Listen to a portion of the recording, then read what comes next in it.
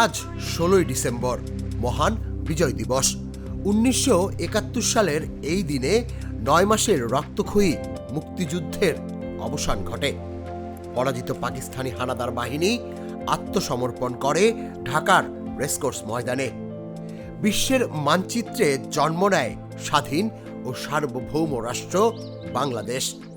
এই দিনটি শুধু একটি তারিখ নয়, এটি বাঙালির হাজার বছরের লড়াই, স্বপ্ন আর আত্মত্যাগের চূড়ান্ত বিজয়।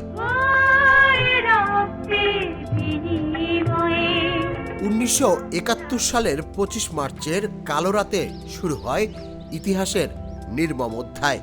নিরস্ত্র মানুষের উপর নেমে আসে দমন, পীড়ন ও হত্যাযজ্ঞ। কিন্তু ভয় নয়, সেই রাতেই বাঙালিকে করে তোলে দুর্বার।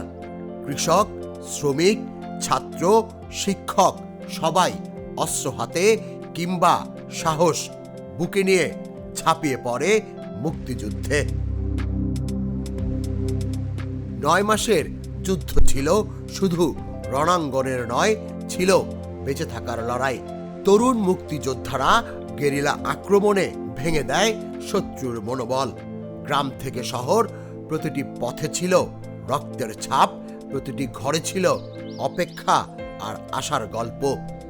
প্রায় 30 লাখ শহীদের আত্মত্যাগ ও অসংখ্য নারীর অমানবিক নির্যাতনের মধ্য দিয়ে বিজয়ের পথ তৈরি হয়। ডিসেম্বরের শীতল বিকেলে যখন আত্মসমর্পণের দলিলে স্বাক্ষর পড়ে, তখন ঢাকার আকাশে উড়েছিল বিজয়ের উল্লাস। লাল সবুজের পতাকা প্রথমবারের মতো স্বাধীন দেশের আকাশে পূর্ণ মর্যাদায় উঠতে থাকে।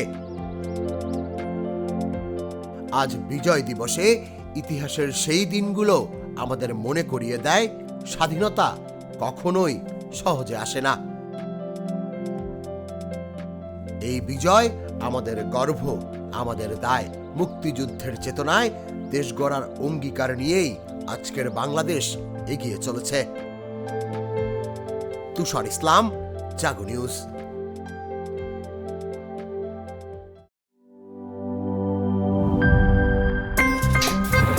আমার একটা স্মার্ট সিদ্ধান্তে 25% গ্যাসের খরচ কমেছে। ভাবছেন কিভাবে? সাধারণ গ্যাস স্টোভ বদলে আমি এনেছি আরএফএল গ্যাস স্টোভ। এর সাইন্টিফিক নজল ও ব্রাস বার্নার ক্যাপ সমানভাবে তাপ ছড়িয়ে রান্না করে দ্রুত। তাই গ্যাসও বাঁচায় 25%, টাকাও বাঁচে 25%। আরএফএল গ্যাস স্টোভ নিরাপদ ও গ্যাস সাশ্রয়ী।